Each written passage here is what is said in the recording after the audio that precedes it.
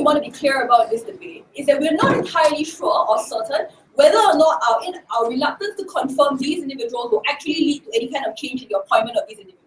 What we are concerned with is that as a Republican individual in Congress, we think that it's important for us to distance ourselves from the specific method that Trump has been using to appoint people into positions of power. That is why we think that given that Trump has become more synonymous with the Republican Party, we need to take a stand to show that we are not actually behind certain autocratic points of rule that he has used now that he's in power. What are some of these things and why do we think it's problematic? Firstly, let's outline what the Republican Party actually cares about. We think there are two main objectives. The first objective, obviously, is for power for their party so that they are able to get a sustainable ability to stay in positions of power, like for instance in Congress, in the House, or in the presidential place. But the second thing that we also have to note is that the reason why they want power for their party in the first place because they actually believe themselves that the things the Republican Party believes in is somehow good for America. Like all Americans, they believe strongly in things like, for instance, democratic processes as being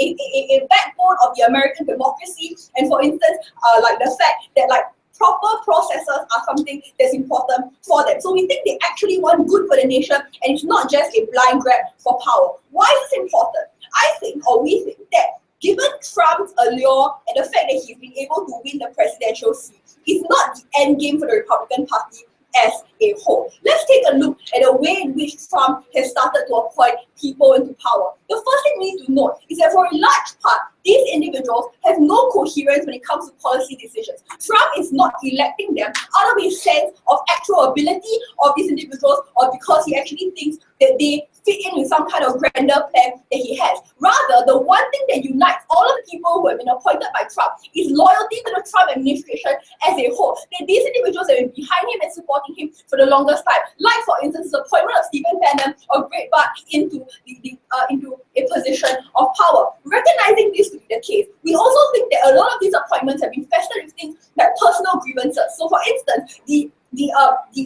firing of Chris Christie out of a personal vendetta on the part of Jared Kushner is a sign that oftentimes people who are appointed these positions of power are not there because of their actual ability, but rather because they are in Trump's favor. We think it's particularly problematic for a couple of reasons. The first reason why we think it's problematic is because we think it's an undemocratic process of electing individuals into power. Obviously, oftentimes the way that we elect people to power is via meritocratic processes and a grander plan for the American government or the American nation as a whole. The fact that Trump is now able to appoint individuals as and how he pleases, we think, is a problem as far as if the Republican Party confirms these appointees, they are seen as legitimizing a specific kind of appointment or method of appointment that we think is undemocratic and they do not actually stand for. So we think that on a principle level, as a Republican, you cannot stand for the way in which Trump has been capricious in the way that he appoints these individuals into positions of power. The second reason why we think it's problematic is because it filters down and corrupts the Republican Party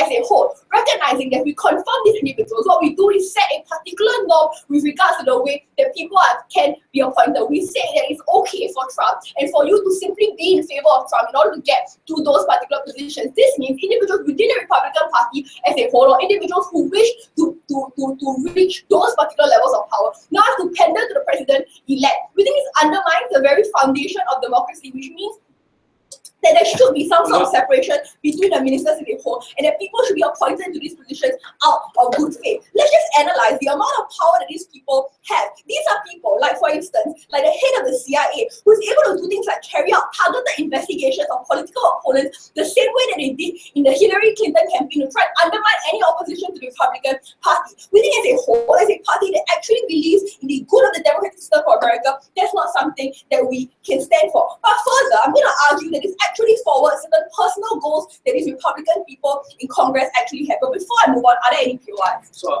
could you tell me why electing based on trying to shape America as a business is bad? That's not exactly what Trump is electing these individuals for, right? It's not behind the idea of like electing people who are business friendly. Like look at the fact that he just elected like the ex-director of ExxonMobil, which is not a problem if you want to be business friendly. But this is a guy who has gotten the Russian Medal of Friendship. I think there are many ex-directors of big businesses out there that you can appoint that don't directly create conflicts of interest between yourself and other nations as a whole. That's the first reason. The second thing that I want to point out is the idea that Trump has been incredibly cavalier when it comes to ideas of things like foreign policy and the like, to the extent to which he receives a call from Tsai Ing-wen in Taiwan and says that is a good thing because it creates negotiating space for the USA with regards to China in terms of trade negotiation.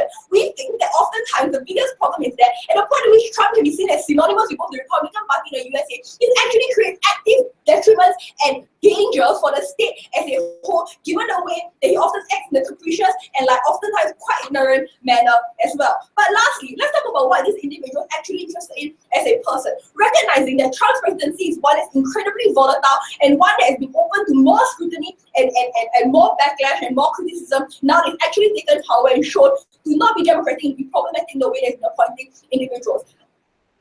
Like a host of people and a host of political scientists have said that Trump's presidency is one that is unlikely to be able to continue and one that is oftentimes unstable. As a Republican, it actually creates personal benefit for you to distance yourself from the Trump administration, because oftentimes in the wreckage of that particular administration, you are able to derive political mileage for your own career as a result of it. Take, for instance, the fact that Obama voted against the large majority of individuals who wanted to enter into the Iraq war, and how this track record served as a positive boon for his political career later when he was running for president, when people look back at the things that he was fighting for. In the same way, even as a Republican, even if your voice is not heard, it is important for you as an individual to distance yourself from the Trump administration, not just for the Republican Party as a whole, but for your own individual political career, when you're able to say later on when running for higher positions that yes, I stood against these bad appointments, yes, I stood against the kind of individuals that were not qualified and not going to be good for our nation as a whole. And that is the reason why I deserve to be in this position of power. At the end of the day, as a politician, you're looking for a sustainable career,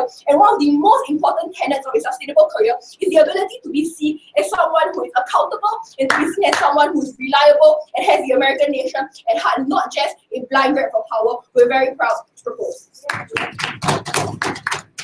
Thanks to the Prime Minister, and I invite the Leader of the Opposition.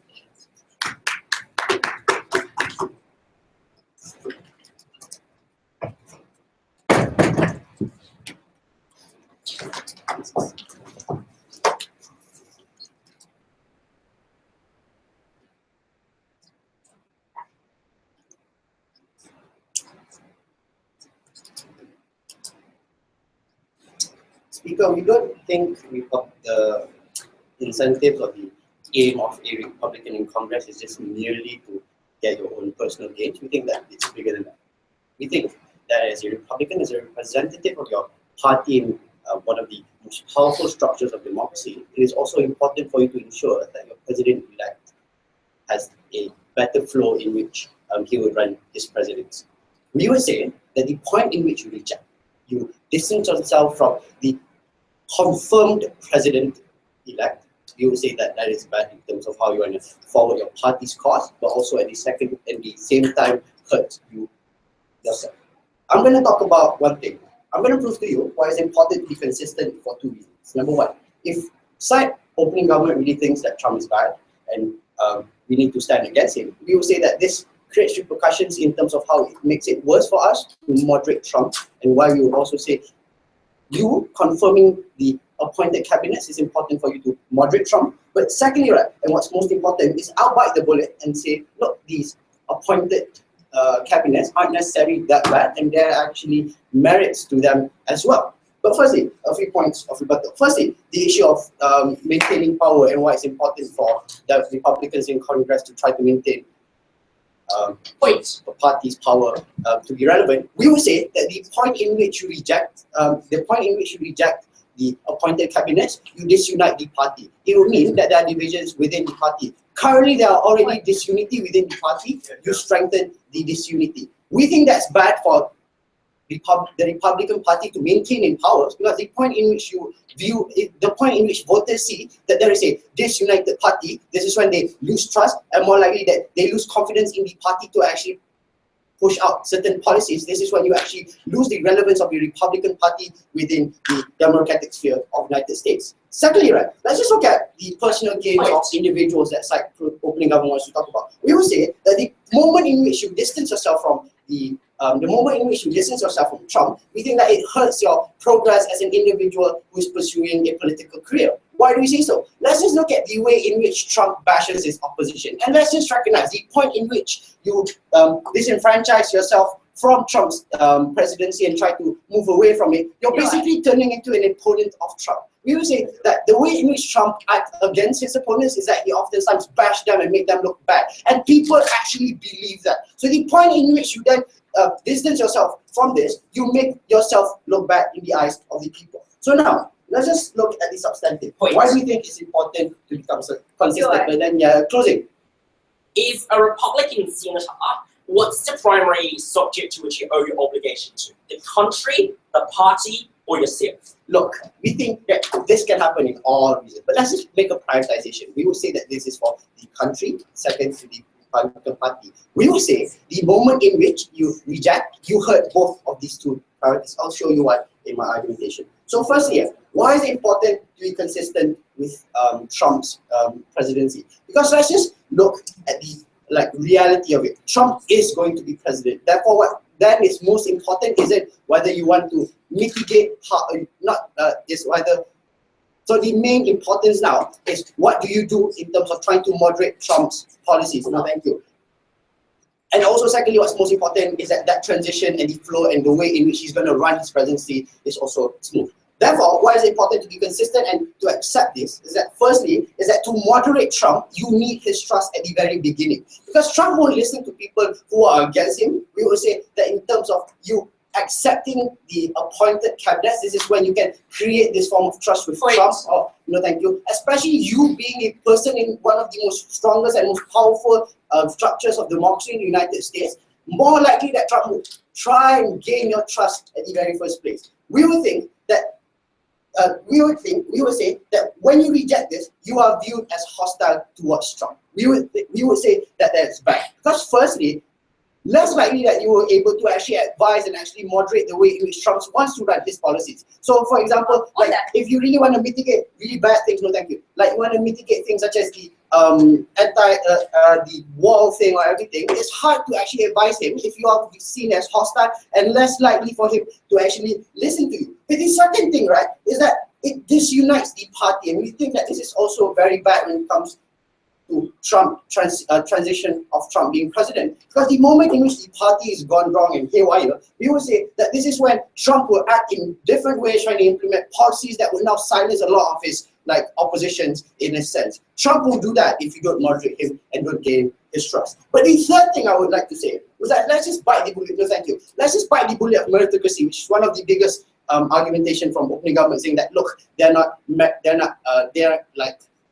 they're inexperienced, they don't fulfill merit and everything, therefore it's not democratic. Firstly, right, we think that it's not necessarily that bad if businessmen like Mobile is the person running the cabinet. Why do we say so? Because the minds of the people, minds of business people, is that they would like to search for the best outcomes and try to find which is more valuable or which policy would create the best, like monetary incentives and stuff like that. Like for example, let's just look at the good things Trump has actually done, like actually talking to Taiwan and talking to Vladimir Putin, or trying to be non-interventionist in terms of military intervention. I think those are good things, right? And we think that business-minded people are good in itself. If you're talking about meritocracy, we don't think that's necessarily bad. But secondly, even if these are like really bad individuals who would most likely try to implement certain bad policies, we think that there are lots of democratic checks and balances and lots of democratic structures that necessarily mitigate that. Things such as Congress, Senate, you are under intensive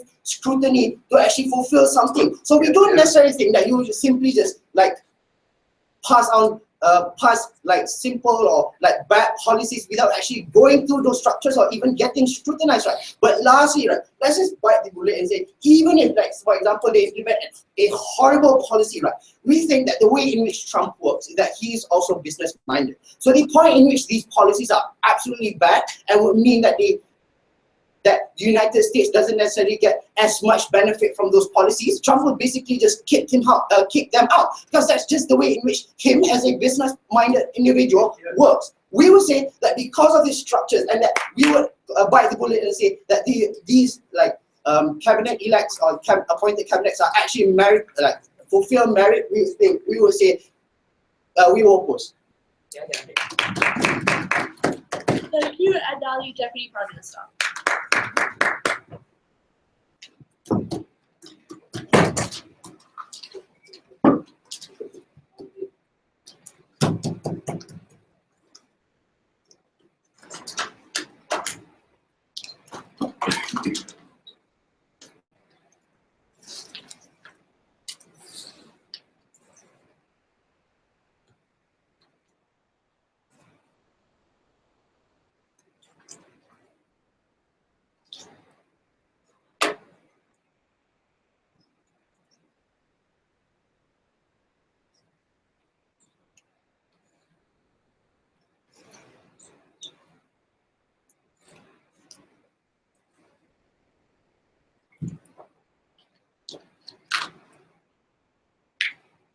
I think you may or may not have seen that photo, those photos of Mitt Romney and Chris Christie, Trump smirking away, Chris Christie and poor Mitt looking like they just stared into the soul of death. So, look, that is, I think, a really good metaphor for what happens to you. You try to appease Trump, thinking that you can moderate him by saying yes to whatever he does. He's going to be a leg up to power, and so on and so forth. Face it, Congress is a check. The checking begins now. Recognize this. The Senate confirmation is about the fitness for office. If you don't think that Trumpian candidate is fit for office, you have every right to not confirm that person, regardless of whether you want to vote alongside party lines. Two, there is real power here.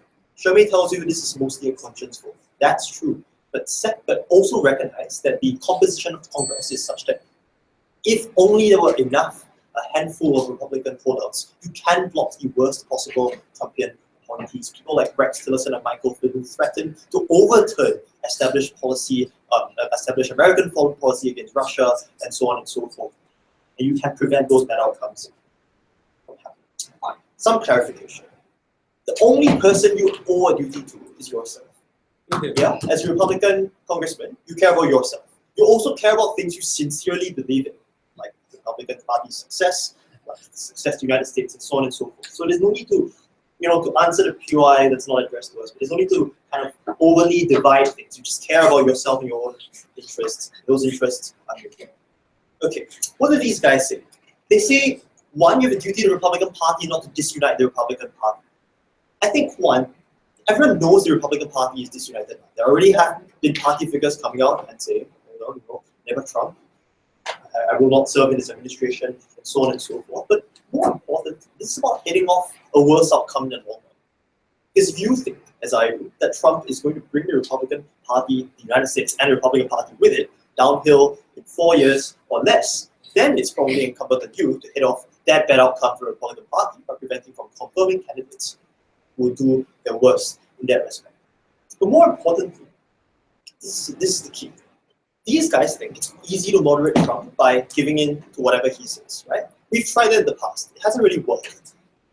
And the point here is, this is an important point at which you actually have the power with which to bargain with Trump, right? Because I think an additional reason for why people say they need to swear fealty to him right now is that Trump will pass my agenda, Paul Ryan's line all along. Trump's gonna cut taxes on the rich, and that's what I really, really want. The point here is you never exercise your bargaining chip with regards to Trump. You never say, this enough is enough, right? This guy, huge departure from what we believe about Russia, huge departure from what we want to do with China. If you never say enough is enough, or you never even threaten to do that, then you have absolutely no power with it, because he has all his appointees in these executive positions, and he can just string you along with each policy. The presidency has gotten lots and lots of executive powers since Obama took over. He's going to be able to do a lot of stuff, regardless of what you say in Congress. Playing to the party line is going to apply at each instance as your ability to actually change something effectual diminishes with each passing policy in which you sit silent and allow Trump's stuff to go on. So that's why this disunity is worth trading off right now, because it's going to be less powerful in the future. You can't hit off that long game. You can't actually moderate him either. So only a lonely congressman. The point here is that now is time for the movement to grow and for you to begin to say that there are some bright lines we're unable or unwilling to cross. Later on is when you don't have power and when people are turning against you anyway. They might say later in the debate that, well, the problem here is that Trump's popular, and if you run against Trump, then you stand to lose your seat at a midterm election. Why is that less important? Well, a number of things. Firstly, to be checked by the voice of the people is better than to embolden a system where the only criteria for access to the halls of power is how much you play nice with Donald Trump. Right? So the point here is this. There's a finite number of positions out there. If you suffer at the hands of democracy, you can always get re-elected at some point. But if you allow Donald Trump to weaken the levers of American democracy and make it into a system where for the next 4, or hopefully not the next 8 years, it's purely about how much you've decided to stick with Donald Trump, then you've created a situation where that's a situation where you're less likely to be able to access the halls of power and enact the sort of changes you care about as a Republican congressman. Before I go on, yes. Yeah, so I think your PM already considered that you wouldn't necessarily stop all these nominations. So why is it okay for you, as someone who cares about yourself, as you say, to risk that? Right, so I'm just going to get onto that, right? But before that, I want to deal with this thing about Trump being a businessman and making great business deals. Here's the thing, right? This side of the House assumes that whatever Trump does is going to be good for the Republican Party, therefore you backing the Republican Party's power stance in the name of Trump is going to work for you in the long run. Here's what's actually going to happen. Trump is a businessman. Business is different from politics. These guys say, because Trump's a businessman, if someone, an appointee, does badly at his job, Trump is going to fire him. That works in business. It doesn't really work in the world of international relations. When you fire your Secretary of State and you say, let's make a U-turn on my foreign policy, that creates massive instability. International relations and the act of running a presidency is based on what people can expect and trust of you. If Trump is unwilling to play by those rules, then he's likely to lead to bad results in terms of those instances. In terms of his relationship with Russia and his refusal to recognize that Russia is maybe a security threat. In terms of a willingness to fight a trade war with China, seeming to not understand China's red lines about Taiwanese nationalism, and engage in a massive risk to the United States economy based on its trade links with China. These things are things that Trump wants to do that will diminish the outcomes for the American nation, and with it, by association, the outcomes of the Republican Party. So this is ultimately a sinking ship. That's because Trump's going to connect that policy. But secondly, because Trumpism is has to be a passing phase. Because if there's one thing that got 2016 and its election right, it is the political science forecasts that base themselves on fundamentals like economics, econometric forecasts that based it on how long the person had been in power, how well the economy was doing, and so on and so forth. Which means the upturn against Trumpism will come at some point or the other.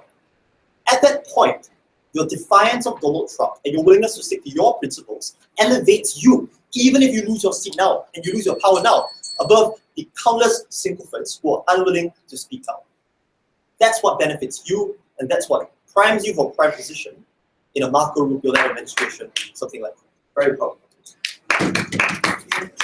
Thank you. And to conclude the opening half, we have the Deputy Opposition Leader.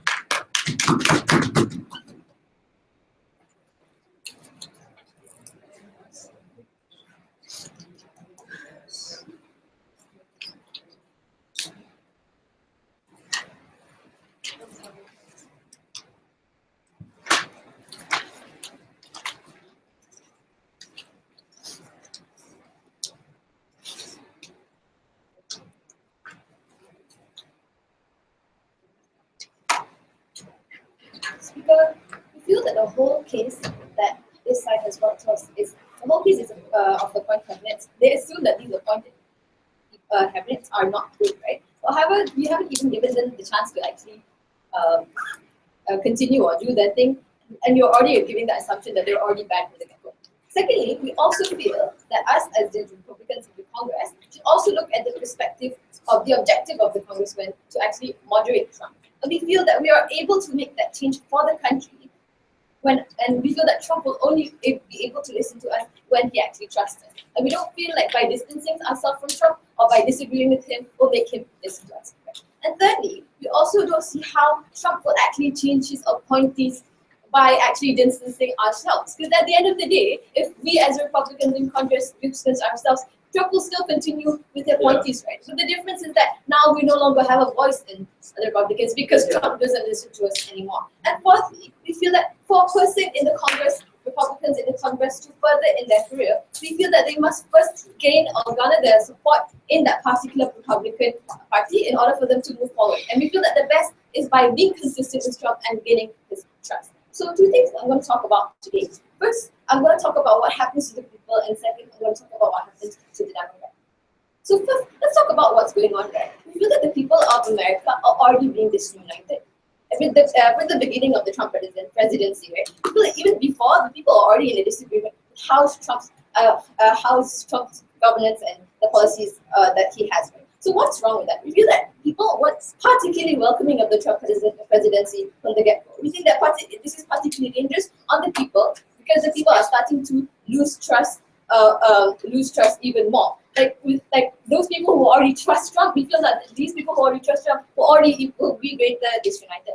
So why do we feel that this consistency in the Republican Party is very important? Because we feel that this is when the Trump presidency can start to stand and govern the country, and and finally push and kickstart the new policies that they want to do. We feel that this can't happen when Republicans disagree with the cabinet. Right? What happens is that things won't be able to kickstart, and this is like when Trump's new policies or anything that all this governance that he wants to push for cannot go forth because we're still in the disagreement of who you want to point to, who you want to point in the cabinet. Right? So we think that we need this early start as soon as possible in order to prove to the people that Trump presidency is actually a good thing, right? Because they have so much disunity in the country, we feel that we have to. The Republican Party has the burden to actually prove to the people that they're able to push and govern the country, and that can't happen when you still have disagreements before doing so. Right? We feel that we must be consistent with our leader and his stance for his ideologies and who best fulfills them. Before that, Yeah. So one of Trump's main campaign promises, and something he's kind of followed up on with this call to signing word, is that he's going to antagonize China by calling it a currency manipulator. Okay. What do you think that does for US and China trade? we think it is a good thing for the US and China trade if that's what Trump sees, and we feel that the Republican Party supports that. We should give Trump a chance and also the people who work for him a chance. Okay. Secondly, I'm going to talk about what happens with the Democrats. Right?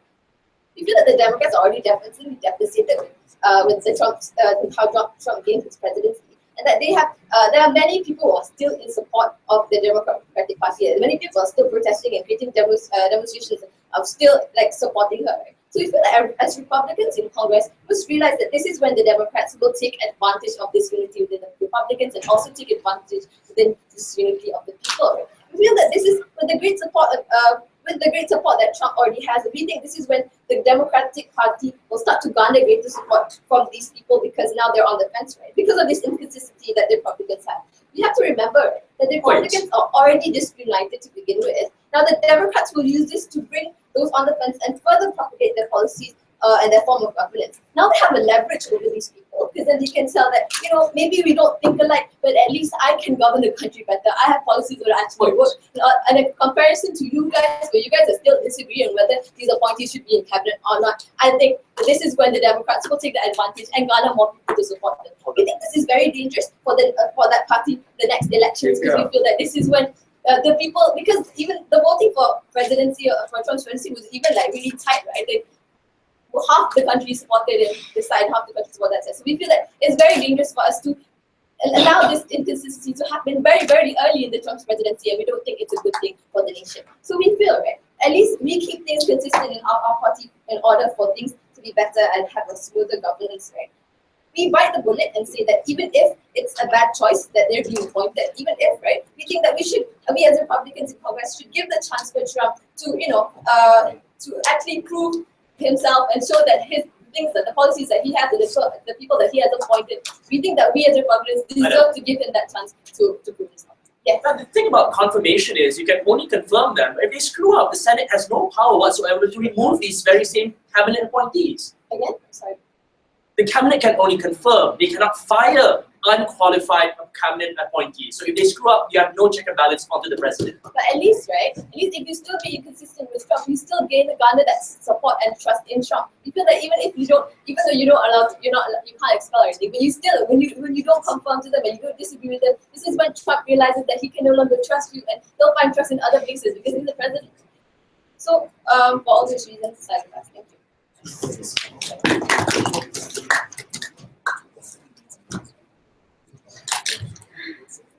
Thank you, and to begin the closing half. Yeah, sure. Shall we? Up to you. Yeah, I You would. can use it as a strategic writing time. It's good to hear collective effort.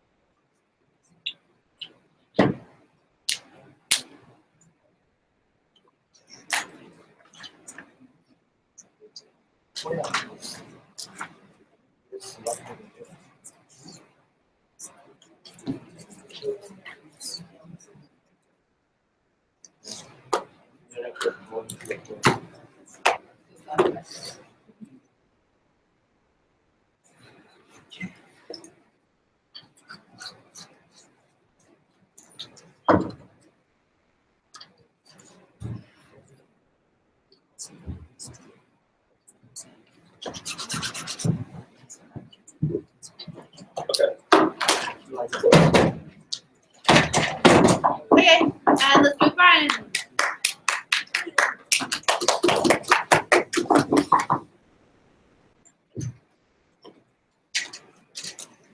Hello, France. Interesting. Can't move them. Right.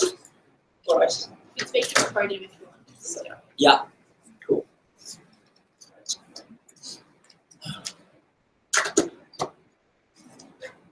Look, given that the word unqualified was stated in the motion, we're not going to engage with the possibility that like the candidates are going to bring multiple benefits to America because we think that was really defamed out of proportion.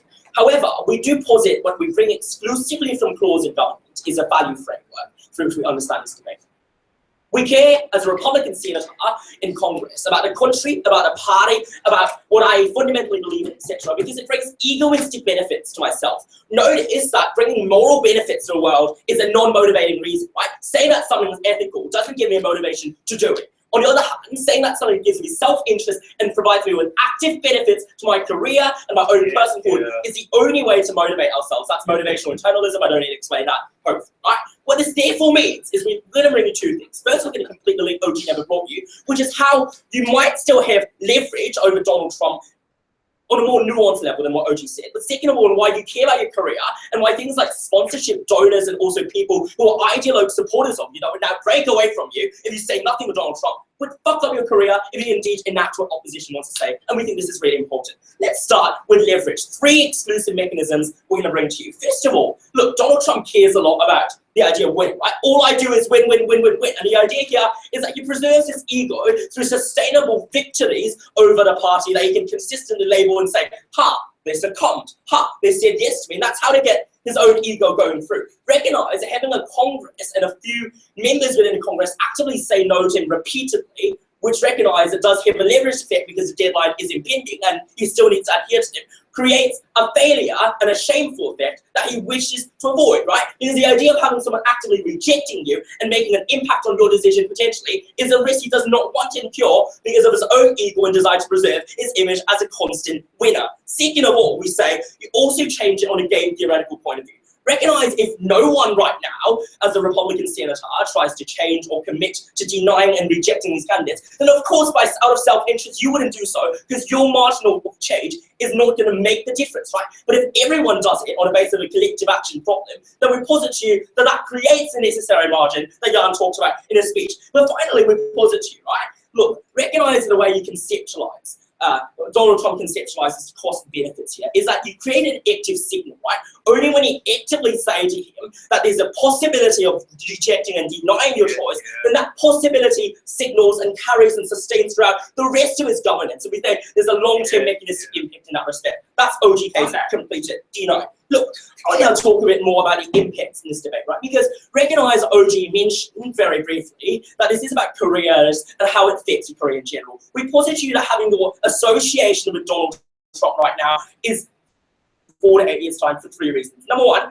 Trump's policies are likely to disenfranchise and re-disenfranchise the people that currently support him, but will not support him in 4 to 8 years' time.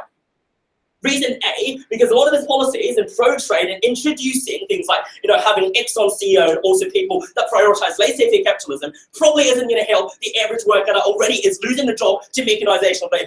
Reason B, we posit to you that conservatives that think that Trump's bringing them back to a white America and restoring conservative values also would not get what they want in 8 years' time, because Trump is clearly not a conservative, right? When your effects are not completed, they now shift their conceptualization of Trump as a part of the establishment, which is where the backlash against people get associated with Trump would begin inevitably. Third of all, we say that Trump is unlikely to bring all of the promised benefits because he over-promises and over-commits. CF all of his backtracking with respect to immigration and the fact that a lot of his original supporters already say, what the fuck is going on? Why is Trump not going through with his original promises? All of these things mean, even in states that currently support Donald Trump, in 4 to 8 years' time when elections happen again, it's likely to be political suicide to be affiliated with Donald Trump. We're positing to you that there are also elections in swing states. So I'm going to talk about Pennsylvania, Wisconsin, Michigan, etc. These are the states where the Republican Party is neck and neck, and where a vast majority of Republican voters in these states are moderate. They're people who don't really buy into Trump rhetoric. Having the ability to say that I, 4 years ago, said no to people that Trump appointed, which has a particular symbolic value because it shows that you're patriotic enough to give up and make the sacrifice symbolically inside that Owen talked about, means that fundamentally these people are more likely to trust and believe that you're here to fight for the country as opposed to your own career. So by this twisted psychological mechanism, you're more likely to persuade voters to see you as a selfless, sacrificing individual and therefore vote you into office again in 4 years' time. But second of all, I would also say that this is likely to happen because turnout's going to be greater from the moderates in 4 years' time when they realize that not turning out has lost or meant that Trump has entered office. So in terms of your chances of getting back into Congress and voting in again, that's why you benefit directly. D, no. Okay. Second of all, donors and sponsors. So a lot of ideological conservatives, like religious leaders and church backers and like Christian theological groups, which recognize dominate a large majority of the Republican funding base through super PACs and PACs, are ideologically rigid, right? These are people who literally say, I will not support Donald Trump supporters, full stop. So these are not people that go like, I'll practically support you, because for them, the value of being identitarianly pure is really important. What does that mean? When you actively vote against Trump, that is when they have the ability to create a leeway for them to keep funding you and backing you in things like election campaigns and just giving you private interests under the table, etc. If you actively vote for Trump and the supporters find out that this church is donating to someone who accepted Trump's appointees, that's when they're going to cut off the funding because it's not politically saving for them to back you in that respect. Why is that bad? Well, less money, less job, and less ability to engage in economic interactions with these churches and organizations are very instrumental in backing you in not only elections, but the 4 years of office you have, because you need the support to get your policies through. D9. Third of all, look, moderates, Democrats, right? So the idea here is that ultimately for me as a senator, I care a lot about passing bills for 2 reasons. One, because having a track record of working across the lane is really good in terms of convincing people that you are really able to work across, across gaps and differences, right? That's why Obama was able to say, I did bipartisan bills, I got the support of moderate Republicans, etc. It's really instrumental in getting support not only in mayoral elections, but also state levels elections when you run for governors or a state. Why is this going to lose out, or why is this not going to happen on your side? Because recognize it's really difficult for a Democrat to be like, supporters, I'm working with someone who voted for literally the Minister of Trade that fucked over your trade, right? It's political suicide for a Democrat to become affiliated and work in a bipartisan manner, optically speaking, with someone who literally voted in someone who's unqualified, right? We posit a comparative is you're more likely to get moderate Democrats on board in bipartisan and non-political issues than now you would lose that on because you're voting and your approval of Donald Trump's candidate actively politicizes your identity as a senator to the extent that you render yourself political suicide to associate with within Congress. So that also undermines your self-interest. Finally, we posit that in things like the relatively moderate states and also things like governor elections, etc., that are not really that radical, you also undermine yourself by associating with Donald Trump. We think all of these reasons are why you should and must propose the motion. Proud to propose. Thank you. Thank you. And now to the opposition member.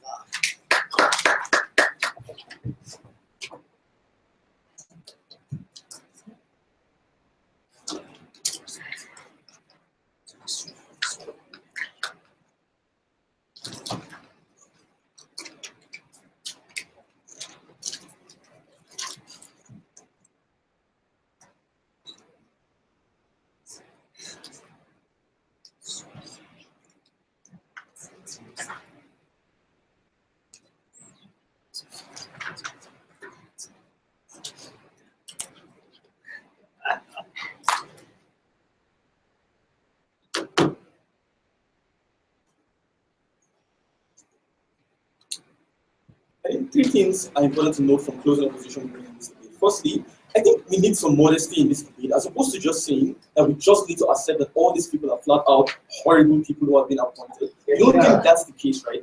In many, no, they never even gave any reason why these guys are harmful in any way to the country. They just asserted that and then moved on with the debate from there. They actually think there are a lot of wonderful things that these guys can do in status quo. So people like Carson, right, that the motion that explicitly says, so even though they go towards things such as opposing affirmative action, that's a different perspective that is uniquely Republican in itself, and that's something that fits into the idea of being a Republican, right? They need to give us reasons why these guys are harmful in themselves, right? But we still engage in the absence of that, right? But secondly, I think it has to be noted that this debate has to be an assessment of the incentives of an individual member of Congress within the Republican Party.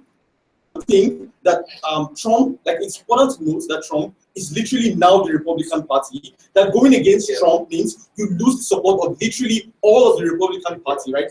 The Republican Party is no longer based on all of its principles anymore. It's literally based on whatever Trump says, and you literally need to suck up to Trump, right? That's what we've seen through the elections and all of those things. That means backlash on your side, or you going against Trump, means you lose all the support on your side of the house, because you're seen as going against the very foundation of the Republican Party. In two responses to OG, I think OG's case was literally a generic case against Trump, right? So they said, yeah, he's bad in China. Why? Because he called Taiwan. That's Trump and not the people who is appointing, right? All the arguments they gave you about things that are harmful in the Trump presidency are literally issues that you have against Trump and not necessarily with his appointments, right? I think that's something that's been lacking also the government's case in this debate. CG, they said a lot of things, but a lot of bullshit altogether, right? So firstly, they said, not winning hot Trump's ego, therefore let's just hurt his ego in itself. Firstly, we think it doesn't ever work and it doesn't ever stop Trump, i.e. the elections, right? You saying that I'm never going to vote for Trump and all those things doesn't exactly do anything to his support, doesn't do anything to him. It only does the worst things to your political career in yourself, right? That's why Mitt Romney will find it extremely difficult to come back to the political scene at the point in which you want to go to elections again, right? But secondly, you're literally unable to moderate him at the point in which you outrightly condemn him, right? So if what they want is just let's hurt his ego for hurting his ego's sake, that's harmful. Also, they brought us other points, right? So they said voters will see you as a selfless person who was willing to help them. This was tied to the argument on how if you support free trade and laissez-faire capitalism, that's harmful to the voters, and therefore the voters will be hurt, right? The problem with this is that laissez-faire capitalism and free trade are Republican ideals, and the people see it as a good thing, right? You're not going to be seen as a selfless person helping the Republicans. You're going to be seen as an asshole who didn't vote for things that would help them in any way, right? You lose all the political support on your side. Lastly, evangelicals hate Trump. Bullshit. Evangelicals love Trump, right? You going against Trump means you lose their support at the end of the day, right? So they said you need this voter base because you need their funding and you have all the funding. Going against them means you lose all of those support. Moving on to my extension materials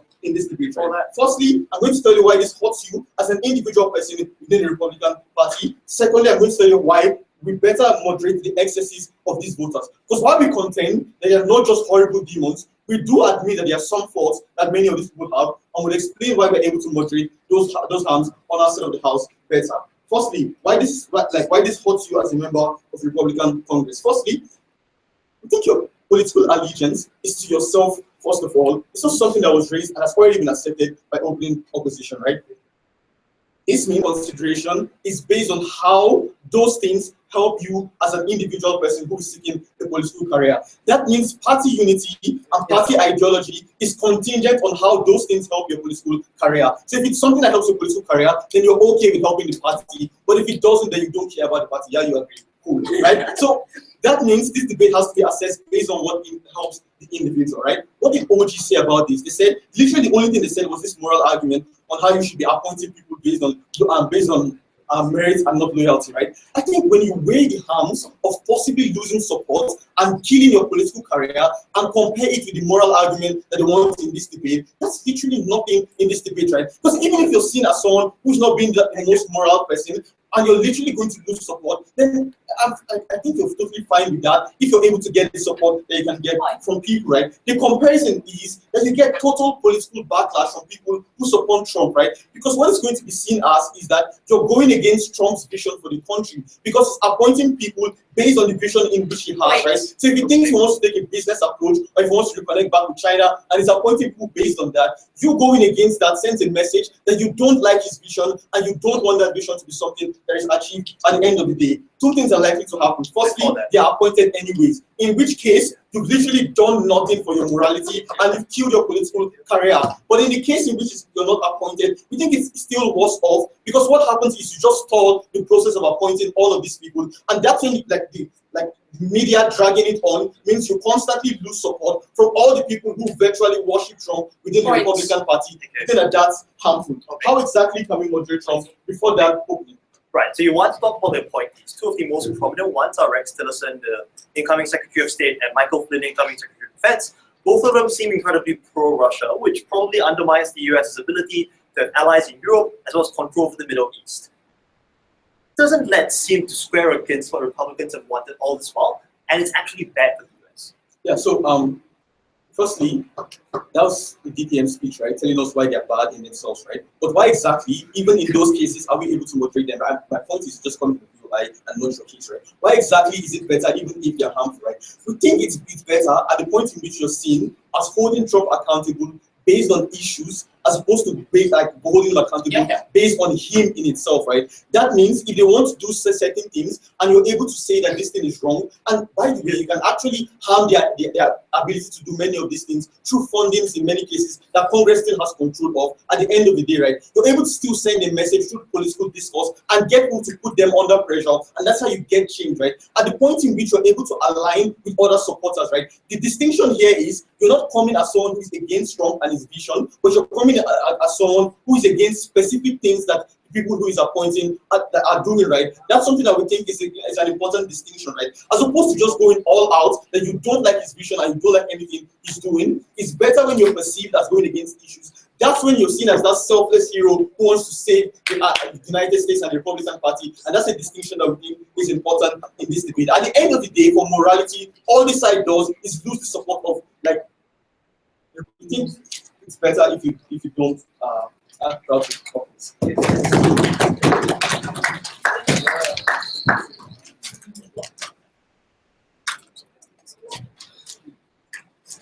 Cool. Up on the bench is the government whip.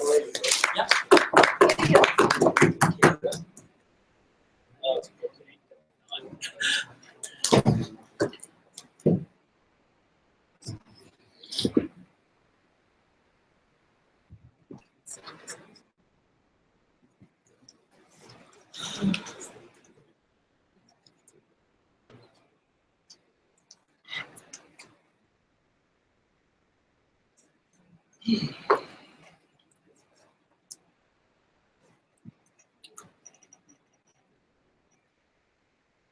Chair, we agree that this debate is pretty much a closing half debate because we think that talking about individuals is really what's important here, and the motivations is what's important. And I think as a Republican, right, you tend to want to believe that your personal interests coincide with the national interest, and therefore, if you vote based on what you think is important, then in the end, the nation should be better off for it.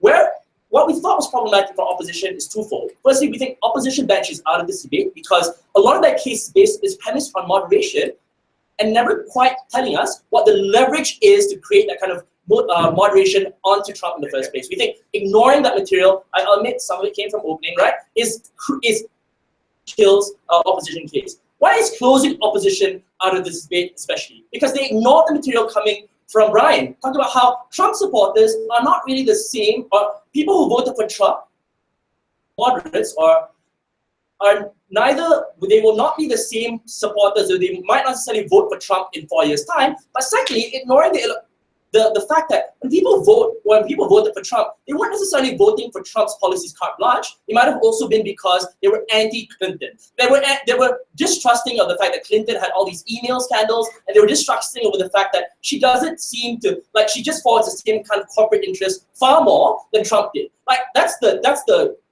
kind of dichotomy that exists there. And we don't think that simply saying that these people remain hardcore supporters is good enough. I'll do two things for you. I'll briefly rebut like some more of what opposition talked about. I'll bring back really what Brian talked about, and I'll talk briefly also about what happened in the opening half. Right, so let's first talk about, like, very briefly, the stuff that came from member of opposition. Firstly, they say it risks retaliation. We think that's ridiculous. One is that unlike previous instances of the primary, right, there's no other alternative to get people elected, like to get cabinet appointees confirmed. The only route that he has is through Senate confirmation. I think it's ridiculous for Eric to say these people will be appointed anyway. But we think it's also important for you to note that he accused us of like not appointing any Trump appointees whatsoever. We don't think so. The motion presumes that if a qualified appointee of Trump were to be presented, we'd be absolutely okay with confirming him. But we think that even if there will be retaliation from Trump in terms of vetoing Republican bills, which we think is ridiculous, even if that was to happen, it's still good for us. And we think this is something that Brian talked about, like the symbolic nature of what this does for a Republican's career. The ability for you to fight the power, to be able to show that you're willing to risk executive retaliation for the purpose to defend principles and to defend the greater state. But secondly is this idea of losing ability to leverage. I think these things are interconnected. Like, we think that the fact that the Senate is the only means by which you can check and prevent, right, is very important, because as something opening opposition kind of really ignored, right, is that you can't really remove cabinet appointees once they've been confirmed. Like, you have no means. So once you have appointed it, you have no leverage with which to make sure these very same people are removed from power. Secondly, this very ridiculous idea about, like, opposing the vision of Trump. I've rebutted this broadly, right? Like, we think that Trump, not necessarily because they liked him, because they were against Hillary, but secondly, what's wrong with that? And we think that, like, you see, what you had sometimes was a situation where people voted for Trump, but at the same time, and this happened quite often throughout more swing states, they voted for Republicans in the belief that the Republicans in power would be able to check the greater powers of Trump by having leverage over him. I think that's important to acknowledge that that's a vast majority of moderates that Republicans sought out. Sure. So I'll assume that you're talking about people who climb the political ladder within the Republican Party, right? So how are they going to climb the political party if they reject the party which is already Trump-ish? Yeah, but see, that's the assertion that I thought was really problematic from opposition. They likened Trump to the Republican Party, where he's always been an outsider. He's the one who promised to drain the swamp. He's the one who promised that he would fight against the establishment in Congress. He is not of the Republican Party, and I think many voters were willing to vote for were willing to vote for the GOP. And the only reason why they voted for Trump is that the alternative of voting for a Democratic candidate was too impalatable for them. Let's acknowledge the context in which this debate exists. Speaker, Chair, is that this is a debate in which the Senate right now has narrow margins of error, in which there are only like 52 Republican senators and 48. That means in swing states, it's absolutely crucial for you to maintain the grip or the ability to reach out to moderates and be able to reassure them that you will be a check and balance onto a Trump presidency. I think that's important. But more importantly than that, why is it important for you as a Republican to remain in Senate or to remain in Congress? One is the ability for you to influence bills, which affects you, I guess, personally, but also, like, in terms, if you believe that the Republican Party's interests also coincide with yours, the ability to influence things like committees, the ability for you to influence like judicial appointments. These are all things that help propel your judicial career. Showing that I've done these things is far easier if you're in the majority than if you're in the minority. So let's talk about the stuff that Brian talked about that I think Eric really ignored. Firstly is the fact that it harms conservatives. Like, we think that the fact that Trump capitalism works against the Republican Party in the long run, because the working class people who voted for Trump are expecting him to defend their interests. We think that that's the kind of problem that you exacerbate when you don't act as at least a moderator of the kind of laissez-faire secretaries that he very well will appoint. Secondly, and this is far more important, right, is that it reaches out to moderates. The very act of rejecting an unqualified appointee is that it sends a symbolic message that you're willing to risk pissing someone off. This is a unique thing that you have in this debate, because as a person, as an individual, you can say you were part of a coalition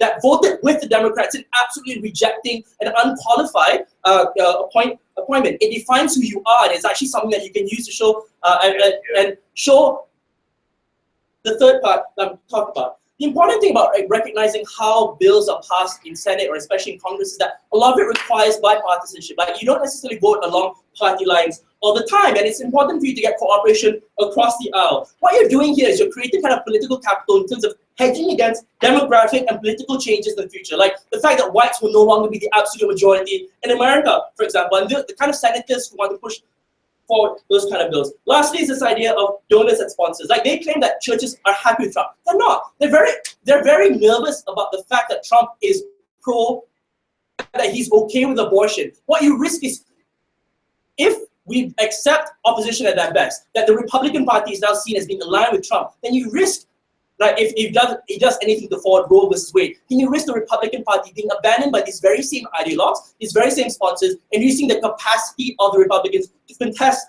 the midterms in 2 years' time. We're actually proud to extend in closing. Thanks, and to conclude this debate, we have the opposition whip.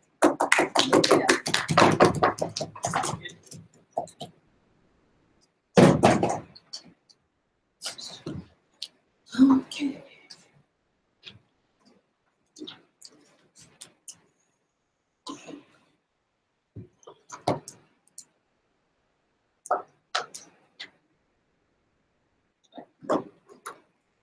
I think what the entire side government has missed out in this debate is that when it comes to political sphere or party ideologies, it has always been kind of a spectrum, different. Now, Trump case is still one of those cases where you have different ideologies. And we think more often than not, right, the norms, party or senators or whatever, party representatives have always followed through is to fight, firstly, right, in order for them to have their own kind of like individual kind of like a vested interest, at least maintain a party unity. That's always what's good. So even if you have conflicted ideas, you want to look solid as a party. In those regards. And I think their entire argument is contingent that all Republican parties are against Donald Trump. We don't think that's necessarily true on your side of the house, right? We think like if you can have even cases where people that run actively against him in the primaries coming out to work together with him, we still think there are Republican senators that actively buy into the ideologies of Donald Trump. Then the question becomes, are they okay with the split of a broken Republican Party senators, or they want to maintain a one-house policy? So I think like it's problematic on both levels for their side of the house, right? Because one, right, if they want to admit from CG that Donald Trump himself is somebody that is egoistic and always love winning, right? So we think the kind of power they are handing to Donald Trump on the side of the house is even a greater narrative of how he can mock you and use you to gain candidacy or like even gain more mandates in the future election if that's what they want to run in this debate, right? So two things I'll be doing, right? I'll be telling you exactly what from Gulf case on how these administrations are not necessarily bad, which I will prove to you that might have missed. In the speech, I'll deal with closing, and then probably before that I'll deal with opening because they gave me less headache, right? So exactly what have we told you, right? From our speech, right? We told you, like, these individuals are not necessarily entirely that bad, right? These are individuals that hold like significant role within the Republican Party itself, right? People like Ben Carson, right, are individuals that have supporters within the party itself in nature, right? These are people that actively buy into their ideology and stuff like that, right? So more importantly, right, like we told you in the speech, right, like even if they're that bad and their ideologies are that bad, right, then we'll use Yang's formula, right? It's a political sphere. It's not always that easy to achieve, right? Like it's so easy for you to go against issues rather than like maliciously going against decisions, right? So it's so easy to deny things like building walls against Mexicans or having a Muslim registry. These are issues you can counter as a senator and make an impact rather than maliciously denying a decision because you think Donald Trump is probably egoistic on the side of the house, right? But then secondly, right, when it comes to individual prioritization in terms of like ambition and stuff like that, we'll tell you that, right, we need to recognize this as a mandate, right?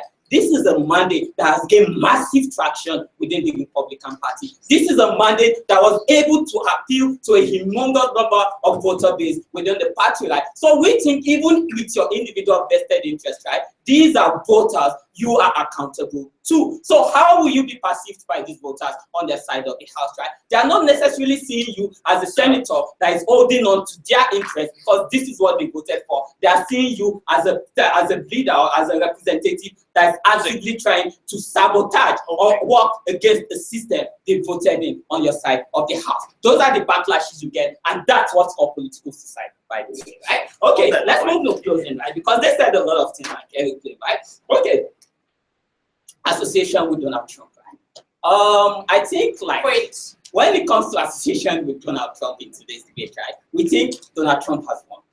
But here's the big problem, right? You're dealing with somebody that's quite egoistic, that loves winning, like you like to characterize him in that debate, right? So what would Donald Trump like use against you? Because even if Maketab admitted in the speech, right, people didn't necessarily vote for Donald Trump, but like what diverted them was the whole Hillary saga that happened on the side, right? But look, what is the next saga you're going to have in probably 2020 or 2018, right? It's a saga of a Republican Party that's actively sabotaged a voter mandate or a mandate that's been voted for. This is what Donald Trump will use against you in the next election to gain sympathy, to gain more support. And these are voter base you're losing on your side of the house, right? So we tell you exactly like on the second layer of how that's problematic in nature, right? Because we think, right, these are individuals you need to look appealing to. No matter how selfless you are in whatever decisions you're making, right, we tell you their interest becomes a priority to you because these are individuals you have to remain appealing to, right? But in terms of the whole, like,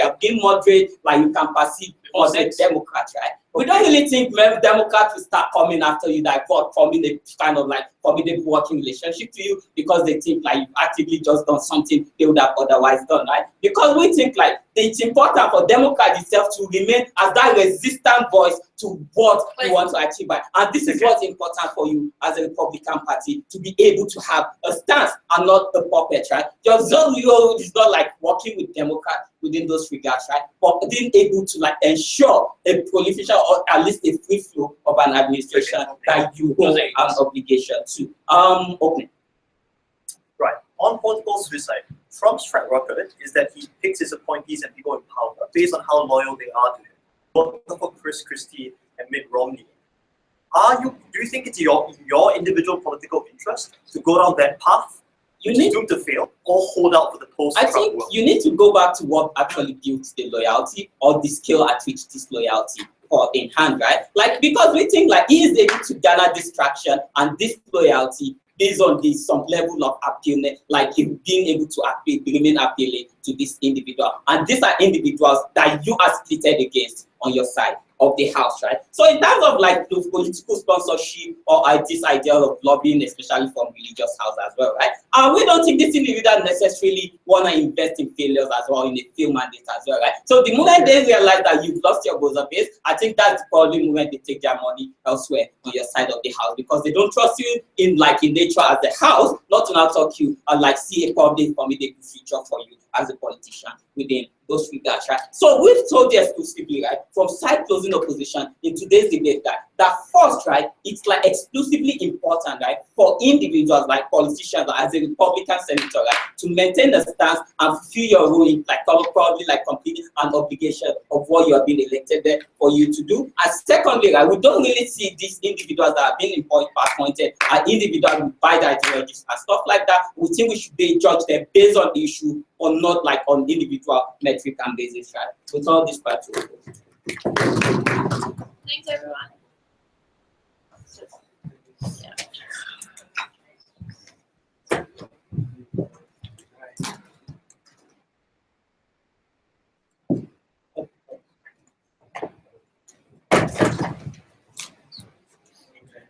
Hi. Hi.